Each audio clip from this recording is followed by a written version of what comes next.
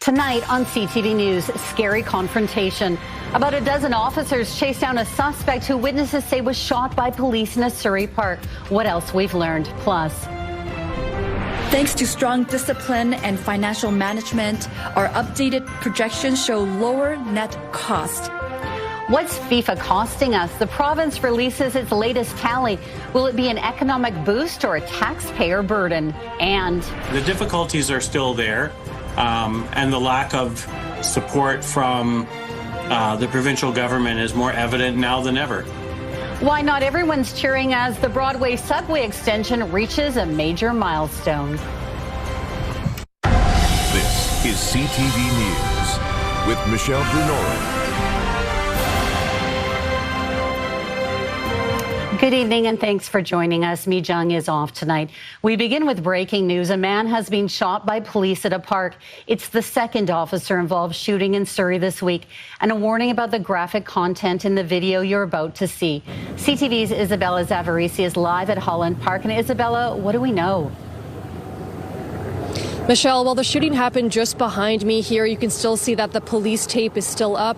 It happened around 1:30 this afternoon. Families were still in the park. Witnesses tell me they saw a man enter the park holding a knife and that he was repeatedly shot by police.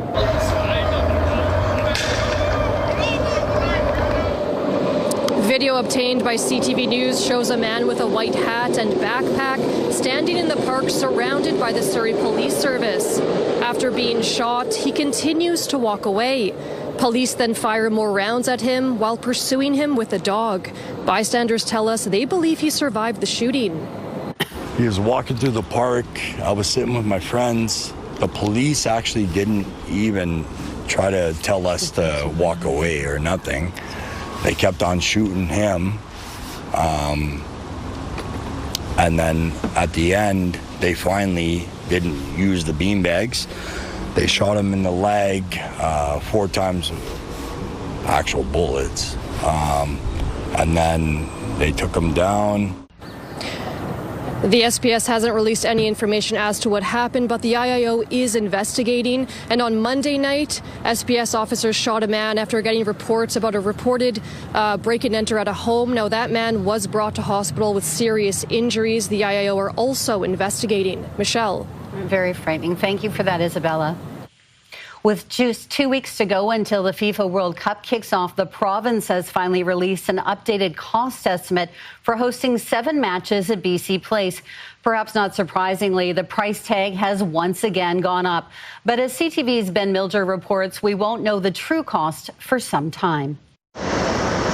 As workers frantically set the stage for Vancouver's next turn in the global spotlight, the latest update from the province shows the cost of hosting the world's largest sporting event continues to rise, but so do offsetting revenue streams. Thanks to strong discipline and financial management, our updated projections show lower net cost than last June. The range of gross costs is estimated between $685 million and $729 million, more than $100 million per match at the high end. To put the increase in perspective, in March of 2022, the province said the price tag would be $240 to $260 million. On the positive side of the ledger, a 2.5% short-term accommodation tax in Vancouver, plus contributions from the feds and other revenue streams will offset expenses. That leaves BC taxpayers on the hook for somewhere between $90 and $114 million.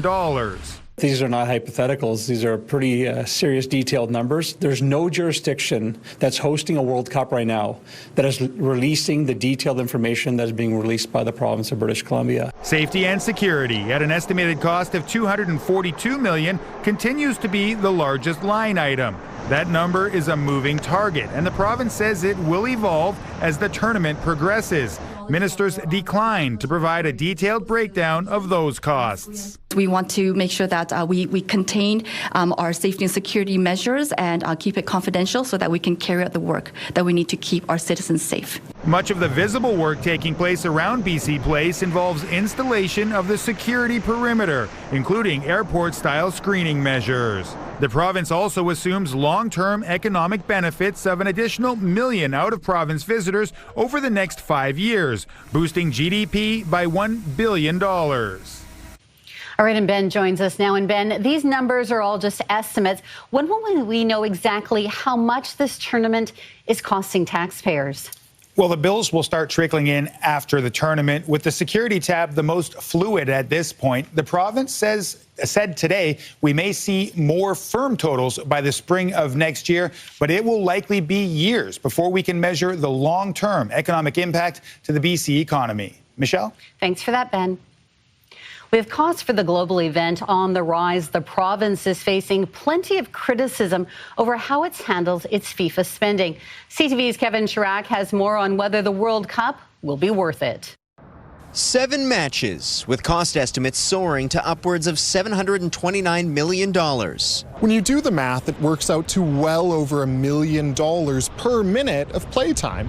Now, this is coming at a time when government is hiking taxes, racking up billions of dollars worth of debt, and cutting core services for British Columbians. Some residents we spoke with question whether it's all worth it. As you can see, there's many other needs other than football, soccer. So I think it's not the smartest move to do right now. My reaction is that it's too much. Also, I feel like we're not that excited for FIFA. Others disagree, calling it a once-in-a-lifetime event and saying it helps put Vancouver further on the map as an international destination. If it's good for Vancouver, it's one of the few cities, Toronto, that's getting the World Cup, so it's a big event, and I think we should appreciate it and just spend the money and enjoy. The restaurant industry is also expressing excitement. We do anticipate, certainly within, certainly in the Metro Vancouver area, a real uptick in business. Now, is that going to be 30%, 50%? It's hard to say. We're staffing for that. The province says most of the costs will be recovered through the hotel tax, federal funding, and event revenues, leaving taxpayers on the hook for about $100 million. But some remain skeptical that number will hold. I don't think even the Premier's office truly believes these numbers, or he would have been the one championing them, and he would have been doing it much sooner than he has. The numbers are going to still go higher because the last of the bills have yet to come in. We're going to see the full cost when we get to the fall. I don't trust it since the budget has already changed a couple times. The first match at BC Place kicks off June 13th. Kevin Chirac, CTV News, Vancouver. Later tonight, roster revealed. Team Canada's World Cup roster has just been unveiled. 32 players were invited to training camp, but that number's being narrowed to 26. Who made the cut and who didn't? Still to come on CTV News at 6. Well, we're getting a first real look at the future of the Broadway subway as test trains hit the track for the first time today. CTV's Dimitra Maragos was there and joins us live from the Great Northern Way Emily Carr Station in East Vancouver. And what can you tell us? Yeah, Michelle, good to be with you. I was able to hop on one of those trains today, take a short ride, and then head back to its final destination. And officials tell me today's ride was a huge milestone.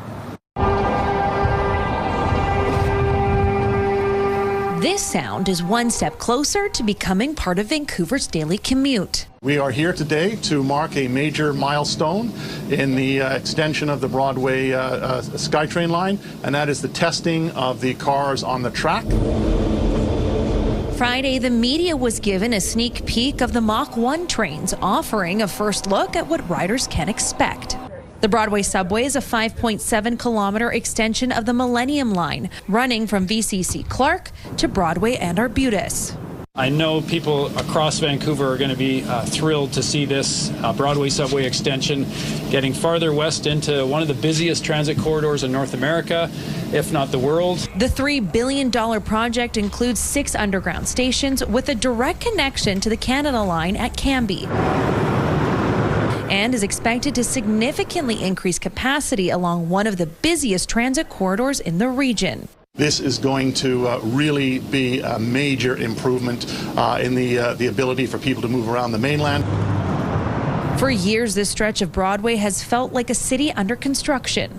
Cranes overhead, traffic below, and commuters stuck somewhere in between. Councillor Kirby Young says A SkyTrain underneath Broadway is the missing link to connect the city. In an era of increasing unaffordability, having reliable, accessible transit is fundamental for underpinning a great economy and creating a city where people can live and work and easily get where they need to go. The subway line has come under scrutiny by local businesses impacted by construction. The Mount Pleasant BIA says ongoing construction is seriously impacting local businesses, some even considering leaving the area. The difficulties are still there, and the lack of support from the provincial government is more evident now than ever. The provincial government says they are trying to make adjustments. We do recognize the impact that's on there, but we're doing our best to make sure things are speeding up. Now, officials told me that other expansions all the way to UBC are on the table. Now, if you're hoping to snag a seat on one of these trains, the Broadway subway, well, you're going to have to wait a little longer. Officials say they're hoping it will open in late fall 2027. Michelle? Thanks for that update. Well, 6 months after former BC Conservative leader John Rustad was ousted from his post, the party is about to name a new leader. Voting has now ended and the winner will be announced tomorrow. CTV's Ben Nesbitt reports. The debates got testy. How do you feel about being David Eby's choice? You should really stop getting your information from NDP press releases, is how I would answer that question.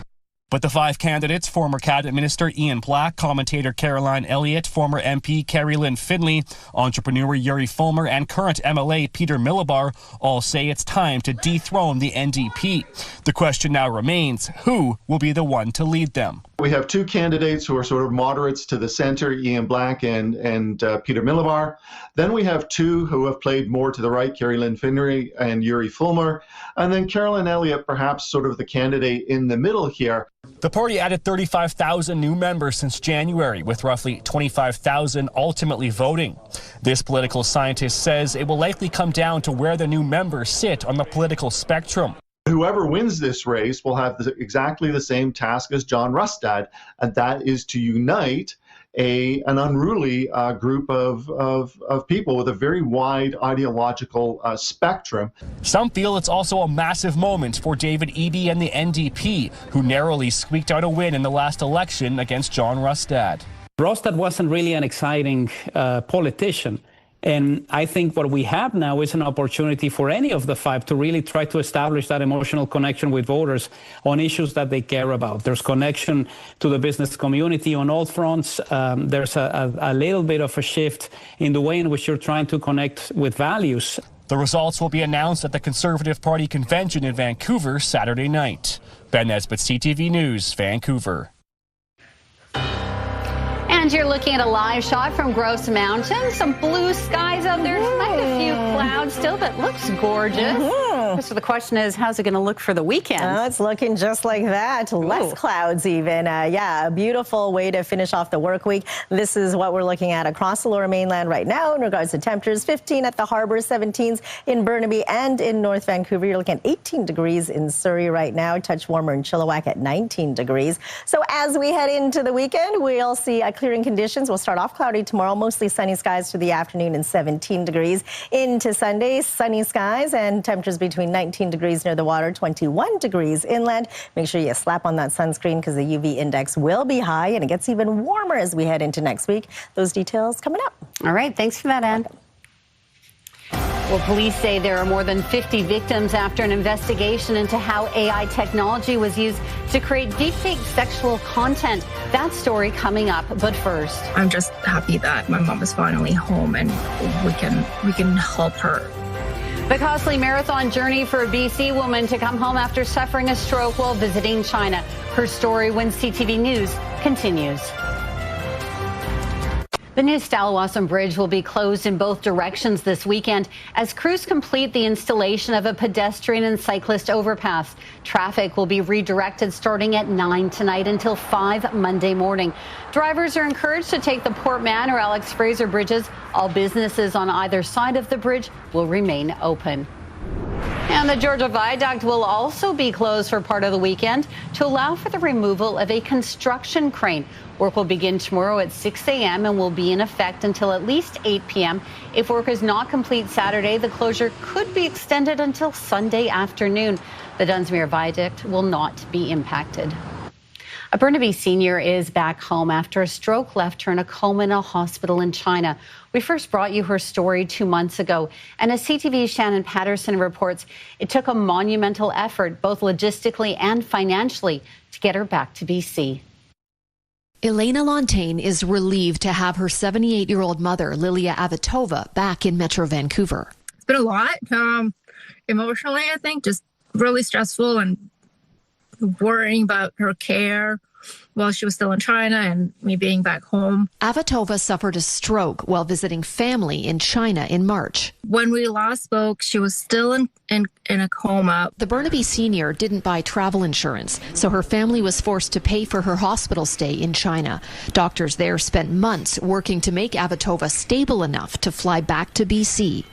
After about 2 weeks, I think, in the rehab hospital, she came off the ventilator. She started sitting up. She was getting some daily movement, and that was essentially what the doctors were looking for. Avitova was finally cleared to travel, but getting her home was no easy task. Their recommendation was to have a medical escort, so a doctor and a nurse, for my mom to take a high-speed train to Hong Kong, which is about 7 hours, 8 hours, and then from there, direct flight to Vancouver, which is about 12 hours. So that's what happened last Thursday. The family was able to fundraise about half of the $45,000 medical transport bill. We're just so thankful, and eternally grateful to everyone who has come out and helped us to raise funds, to make a donation. Avitova is now at Burnaby Hospital receiving treatment. It is going to be a long journey for her to recovery. I'm just happy that my mom is finally home and we can help her with that journey. Shannon Patterson, CTV News, Burnaby. An Ontario man pleads guilty to 14 counts of aiding and abetting suicide, but murder charges have been withdrawn. We hear from the victims' families. Also, students stuck on a malfunctioning roller coaster for hours, how they were finally rescued as CTV News continues. And they bargained for at an amusement park in Texas this week. 8 students on a field trip were on the Iron Shark roller coaster when it stopped just before the ride's peak. The riders were stuck nearly 100 feet in the air for several hours as firefighters rescued them one by one. The park says the ride malfunctioned during its initial climb. The Ontario man at the heart of an international murder investigation has pleaded guilty to 14 charges of aiding and abetting suicide today. Kenneth Law was accused of selling deadly substances online to people at risk of self-harm, some of whom went on to take their own lives. CTV's John Woodward has the latest. Yeah, today is heavy, for sure. Heavy for Kim Prosser, the mother of Ashton Prosser Blake, who was headed to university in Toronto before he died by suicide at 19 years old. I carry forward his legacy in my heart and my soul. Prosser, among dozens of families coming to Newmarket Courthouse to hear the guilty plea of Kenneth Law, who arrived in an OPP transport truck as media from around the world watched. Law was a trained engineer and former chef at an upscale Toronto hotel, but he also had a side business selling a meat preservative that in high doses is deadly, a product he marketed under a pseudonym on websites aimed at suicidal people. CTV News has tracked 150 deaths around the world tied to those products, the youngest just 16 years old. Court heard his income from the sales neared $300,000 using sales and payment platforms of Shopify and PayPal, the most recent death in January. Para prevenir más muertes. The father of an 18-year-old who died, Yesenia Bedoya Lopez, said he hopes the judge sends a message to stop anyone considering selling the product. Thanks to his guilty pleas, Law avoids a murder conviction and won't do life in prison. It emerged that British authorities won't charge him there either.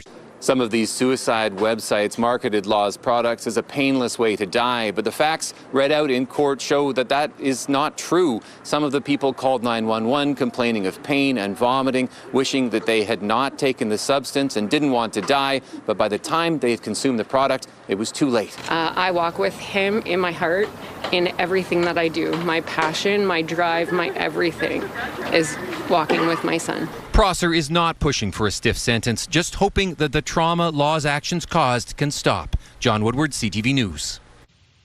Two men in Ottawa have charged, police in Ottawa have charged two men for allegedly using AI technology to create and distribute deepfake sexual content of more than 50 victims. CTV's Josh Morano has the story. It started with one report to the Ottawa police and quickly grew. Two men now facing dozens of charges after a months-long investigation into the alleged use of artificial intelligence deepfakes to create sexual content without consent. Oftentimes people are not aware that they are victims. The investigator is reaching out. Ottawa police confirming they've identified over 50 victims across Canada, ranging from 16 to 55 years old, including 27 women in Ottawa, but say that number could continue to climb. It is still very much an active investigation, and you will understand that there's a lot of information to go through cell phones and everything else. So I anticipate down the road there will be further charges. According to court documents, the alleged incidents happened between August 2020 and December 2025. Police arrested Stephen Lowe in February, a 60-year-old man from Nova Scotia. He's facing 79 charges, including harassment, uttering threats, and publishing child sexual abuse material online. The investigator was able to determine that the individual had resided in Ottawa and had moved from this location as a result of additional judicial authorizations. We were able to determine where the individual was, and as a result, the RCMP assisted with an arrest in Nova Scotia. Earlier this month, a second arrest. 38-year-old Gregory Van Beek from West Nipissing, Ontario, near North Bay, now faces charges including conspiracy, threats, and publishing intimate images without consent. Anybody with basically a photo off the internet and a disturbed mind can create basically any video they want of somebody. Deepfakes are digitally created or manipulated images or videos designed to make a person appear to be doing or saying something they never actually did, created using artificial intelligence. There's a social awareness around these is an increasing problem. We need to pass laws to stop it, and that is slowly starting to happen. Josh Morano, CTV News.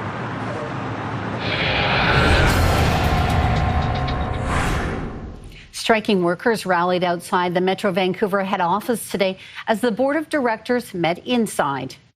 They've come in here, they want to change the way workers do work. They want to do more with less, and that has severe consequences. It puts the public at risk, it puts the workers at risk, and we're not standing for it anymore. The union representing Metro Vancouver's outside workers says job action will continue to escalate until talks resume and a new contract is reached. Union leaders say key issues include worker safety, contracting out, and staff recruitment and retention. The workers service everything from regional parks and ecological reserves to critical water and wastewater systems. A major solar installation was unveiled at Holy Family Hospital today that is expected to save energy and cut costs. I think this project and so many others show what is possible, that you can improve care, reduce harm, and be more cost efficient at the same time. The rooftop installation at the facility in South Vancouver features 370 solar panels that will generate enough clean electricity to power 30 homes every year. The solar panels are just one of a number of energy-efficient upgrades that have reduced the hospital's carbon emission by 85%. The project is part of BC Hydro's new Power Smart 2.0 plant aimed at conserving energy across the province. Metro Vancouver is warning residents to prepare for historic water restrictions in the coming weeks. That's just ahead tonight. Plus, a Blue Origin rocket explodes into a huge fireball during a test in Florida. The probe into what went wrong. Time now for tonight's Skywatch. The CTV drone flying high above the Science World soccer ball under a spectacular blue sky in Falls Creek. CTV Skywatch is brought to you by Kermac Collision and Autoglass, the name you'll remember when it matters. Kermac cares for kids.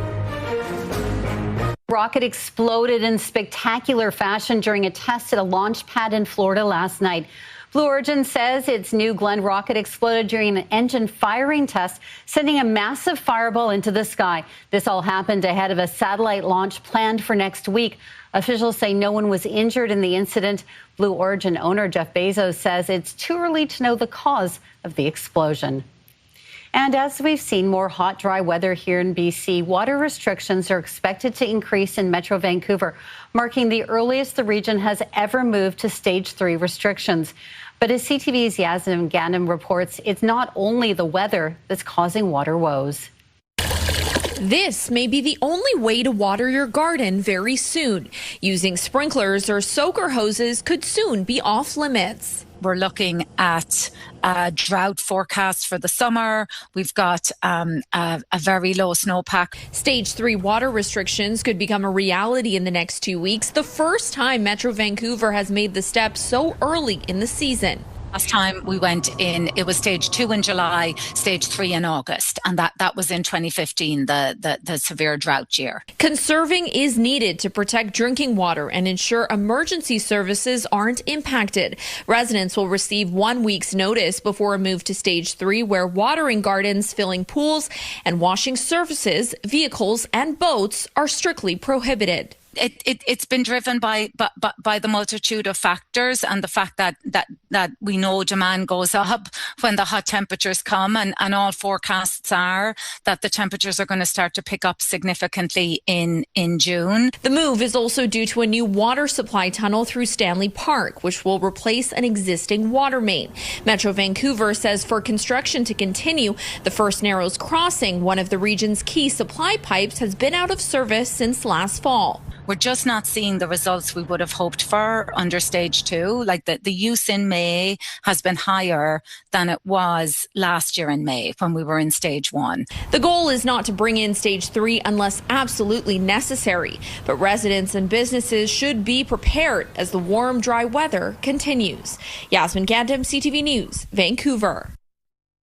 And Anne joins us now with a look at weather. You know what, as much as I love the sunshine, nobody wants to hear, especially this early in the year, about potential water restrictions and just not enough. So we know there's some sunshine, but is there any rain on the way? No, unfortunately not. We've had a very dry May, and as we head into June, it's a dry start as well. So we are dealing with a ridge of high pressure. It'll continue to strengthen as we head into the weekend, and it'll bump up temperatures as well as we head into next week. So right now, we're seeing mostly sunny skies out there across the lower mainland, increasing cloud coverage as we head into the overnight. That's how we'll start off your early morning tomorrow, but it doesn't last very long. Clears up quite nicely tomorrow afternoon, continuing into tomorrow night. So here's how everything will play out tonight. The sun sets at 9:07. Pretty clear around midnight, a few clouds. Increasing cloud coverage after midnight. We'll start off with some sunny breaks at 8 o'clock, 12 degrees. And then as we head into noon, we'll see mostly cloudy skies. Doesn't clear up until afternoon. Lots of sunshine for 3 p.m. at 17 degrees. And 6 p.m. we'll see 16 degrees. You'll see lots of sunshine as well for the Central Coast and Central Interior. Your provincial forecast at the bottom of your screen. Mostly sunny skies for Port Hardy tomorrow with 14 degrees, warming up to 19s under clear and calm conditions for Campbell River and Comox. Partly cloudy conditions for the South Island from Tofino right down to Victoria. Temperatures between 15 and 19 degrees. You'll see a mix of sun and cloud for the Sunshine Coast as well at 18. Same story up the Sea to Sky Highway, 17 for Whistler, 19 for Squamish, and for us across the lower mainland. We'll start off cloudy, clearing up quite nicely with temperatures between 17 degrees near the water, 18 degrees inland. Sunny skies on Sunday with a high of 19 degrees. Warms up as we say hello to June on Monday. Temperatures between 21 and 25. Add some sizzle to your sunshine on Tuesday. Inland temperatures reach 29 degrees near the water at 24. Clouds over on Wednesday. Showers to start off the day before it dries up, 20 degrees. Into Thursday, a slight chance of early morning showers before it clears out of the way. And then a cool down as we head into Friday. Cloudy with showers and 15 degrees. So seasonal temperatures 17. So we go from really warm and then we go to like below seasonal temperatures. I've just noticed everything like in our flower garden has come out early, way earlier this year. Bursting with blooms. I'm not going to complain about that. No, probably not. All right, thanks for that, Anne. Well, coming up, an update on the story of a man who was facing serious health issues and borrowed money as part of a high-interest loan. After years of monthly payments, he still owed almost the same amount. But thanks to the kindness of CTV viewers, his luck has turned around. The heartwarming details as CTV News continues. Taking a look at today's markets, the Canadian dollar traded for 72 cents U.S. Oil was down by about $1.50, closing at around $87 per barrel. Gold gained around $60 on the day. On the stock market, the TSX was up 251 points. The Dow Jones gained 363 points. More financial trouble for Canada Post as the company announces yet another huge loss. The Crown Corporation revealed a $250 million loss in the first quarter of this year. That is compared to a loss of $41 million before tax in the first quarter of last year, a difference of $164 million. Revenue also took a big hit, falling by $181 million. That's just over 14%. Canada Post says the figures have reinforced the urgency of the corporation's multi-year transformation, which is now underway. Stats Canada data suggests we are in a technical recession following a second consecutive decline in real GDP. Some economists say Canada's struggling economy may not qualify as a recession, but Conservative leader Pierre Poilievre disagrees. There's nothing technical about having an empty stomach because you can't afford paying the worst food inflation in the G7. There's nothing technical about coming home from work and telling your kids that you no longer have a job and that they're going to have to sell the house because Canada has the second highest unemployment in the G7. That is not technical, it is real. Stats Canada reported today that economic growth stalled in the first quarter. It primarily blames higher imports of gold and a weak month for Canada's resource extraction industries in March. The federal government says it remains confident about the economy. Well, this week we had a story about a man who was shocked to find that after paying his high-interest loan every month for 5 years, he's barely made a dent. But as CTV's Pat Foran explains, thanks to generous CTV viewers, his fortunes have now changed. Terry O'Halloran is back repairing small engines at his shop in Barrie, but he says now he feels much better about the future. Say in a matter of about 4.5 hours, there was like 50 calls. 50, yeah. O'Halloran had health problems 5 years ago and lost his leg. He needed money to buy a wheelchair and make a ramp for his home. He took out a $4,500 loan through a payday loan company and was paying $200 per month. Even though he never missed a payment, he was shocked to discover he still owed almost $3,700. At $4,500, if you do the math, it comes out to pretty near $10,000 for a $4,500 loan. Following our story, viewers reached out from the GTA and across the country wanting to help. There was people from Vancouver, there was people from Regina, there was people from Alberta, there was actually a lawyer from Newmarket, there was some, I had two from the East Coast. O'Halloran said the first people to contact him were a husband and wife. They want to remain anonymous, but they've made arrangements to pay off his loan in full next week. It's going to be paid off on Monday, and it's out and gone. O'Halloran says he's overwhelmed by the response and gets emotional thinking about the kindness of strangers that wanted to help. The support. That there's that many people out there that would do it.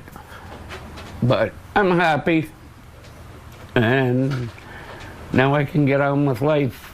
Also, thanks to you. I really thank you from the bottom of my heart for what you did, and CTV News too.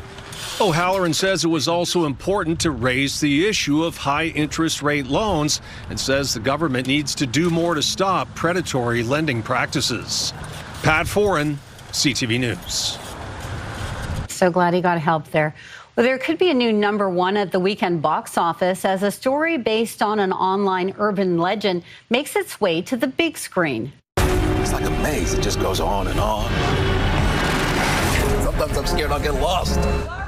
It's been a few years since an internet forum spawned the idea of the back rooms, imagining a collection of empty rooms where something spooky is afoot. A24's movie version will be looking to knock Star Wars The Mandalorian Grogu into second place, while horror title Obsession aims to hold on to its own spot on the podium. A K-pop dance festival, a dragon boat race, and a celebration of spot prawns. Sounds like the Friday feel-goods are just ahead. Plus, how do you spell success? We'll introduce you to the California teen who correctly spelled 32 not-so-simple words to take the Scripps spelling bee. And seeing the world through Ian's eyes, Adam finds out the story behind a man who's turning junk into creative creatures. Next on the Sawatsky Sign-Off. Right now, here's a preview of Your Morning Vancouver. Who will be the next leader of BC's official opposition party? Monday on Your Morning Vancouver, how a weekend decision for the BC Conservatives will impact the direction the party is going to take. And the World Cup will be underway 2 weeks from now. Are we ready for anything? How will thousands of visitors and locals be kept safe? We'll go in depth with BC's Public Safety Minister. We're back after the weekend. We'll see you Monday morning.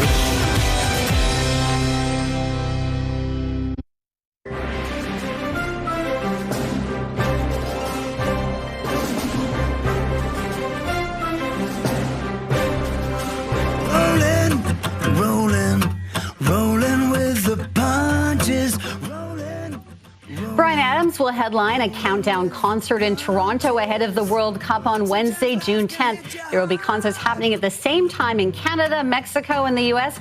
ahead of the opening match of the tournament on June 11th. The first match in Vancouver will take place on Saturday, June 13th, between Australia and Turkey. Well, it's now official. Canada Soccer has named the 26 players who will wear the maple leaf on home soil for the FIFA World Cup. Coach Jesse Marsh was tasked with the difficult job of selecting the final squad who will play for Canada next month. The team includes BC-born players Nico Segra and Joel Waterman, as well as former Whitecaps Alphonso Davies, Ali Ahmed, and Max Crepeau. Canada is sending what may be its strongest squad ever to the World Cup, but fitness remains a major question with several players returning from injury. If we don't feel like in a day or two before the first match, then we'll be ready to pivot. But we named this squad because we really think that these guys are our best players and that these guys will be ready to go. Canada will play 2 pre-tournament games against Uzbekistan in Edmonton and Ireland in Montreal next week. Those games will help Marsh decide who will start for Canada when they kick off their World Cup campaign on June 12th. The soccer fans of Scotland are calling on the U.S. to make haggis legal again. Please proceed to the security check.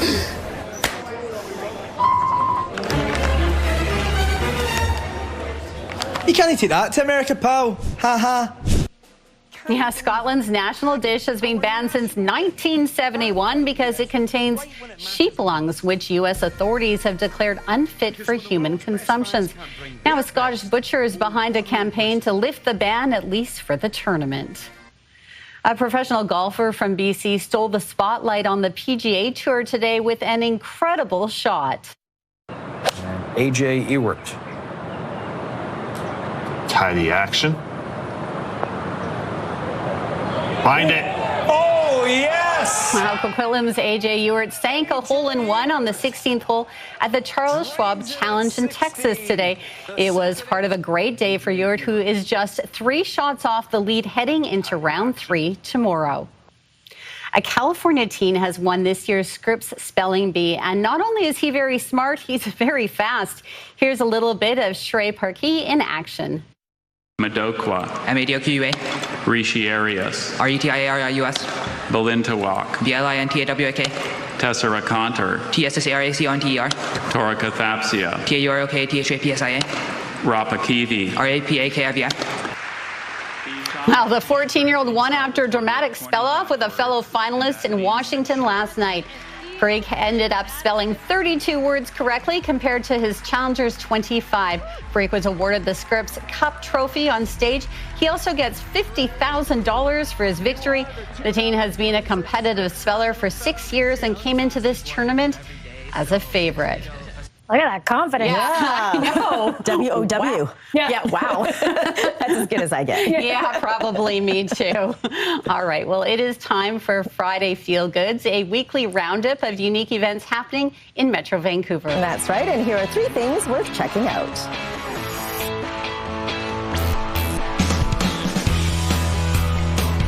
Spot prawn season is officially underway, but not for long, so be sure to get them while you can. Seafood lovers can head to the one-day-only Spot Prawn Festival being held at the False Creek Fisherman's Wharf on 1st Avenue anytime from 11 a.m. to 3 p.m. this Sunday. Spot prawns can be enjoyed cooked or raw.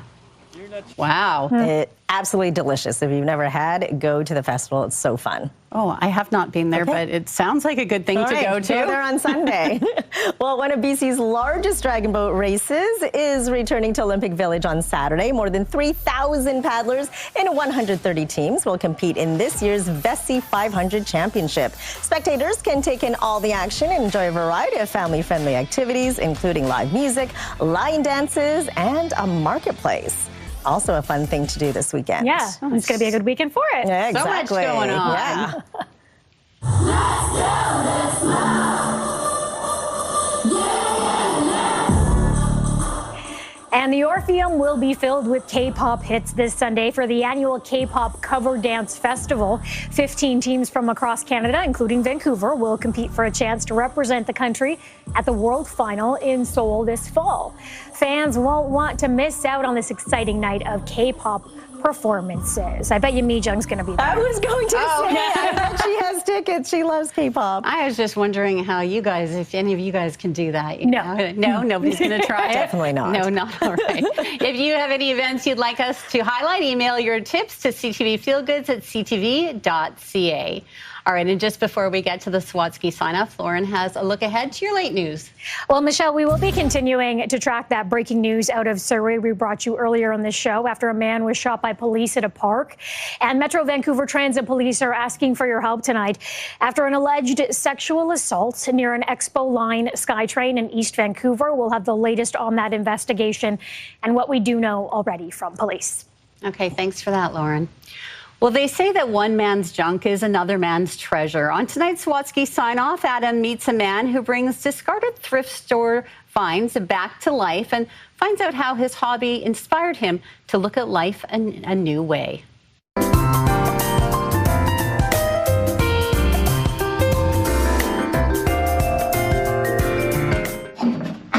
Well, he regularly rummages round the back of thrift stores looking for random things. The worse condition, almost the better. What Ian Baker is specifically searching for is inspiration. It's almost a little bit exciting because I know that there's potential for this item. Although this basement is full of his finds, Ian never has a plan for the pieces. And you just start grabbing some parts and see what fits together. And even though none of them were designed to align, Ian can always find a creative way to connect them. It's just like playing, basically. And once Ian adds the eyes, a lot of them have little souls. They seem to come to life. It's a joy. You just feel like you've almost birthed something. And like the pride parents feel for their children, Ian can boast that his creations have grown up to become airplane pilots, race car drivers, musicians, and baseball players.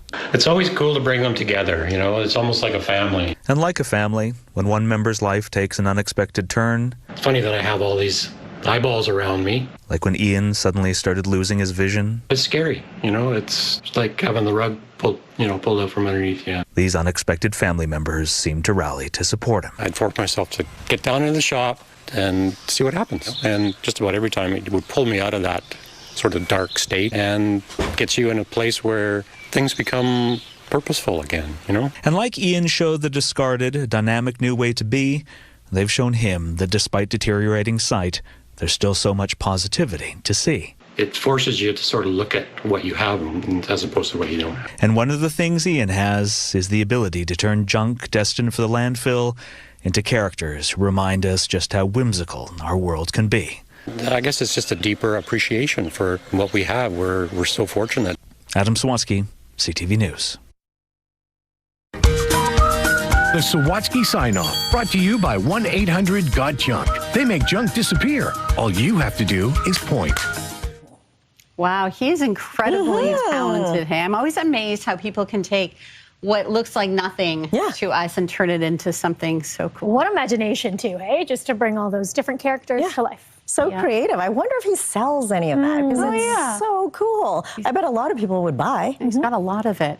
And also just what he gets out of doing it, right? Yeah. It's pretty amazing. Turning a dark time into something a little easier. We'll take it for sure. We'll figure out something to do with If you don't want to sell, I'm pretty sure a lot of people would want to take some of those waiting. homes. I'm waiting for my little robot. Very, very cute. All right, let's take a look at our scenic snapshot for tonight. Check out this amazing photo. Active weather in Osoyoos last night. Thanks, Greg, for sending this one in. It's absolutely gorgeous. And we want to see your scenic snapshot as well. So email us at scenicsnapshot@ctv.ca. I'm thinking he's got a really good camera to catch lightning like that. Oh, yeah, pretty incredible photo. Okay, well, that's it for now. Happy Friday. Thanks so much for joining us. Take care of yourself. Have a good weekend.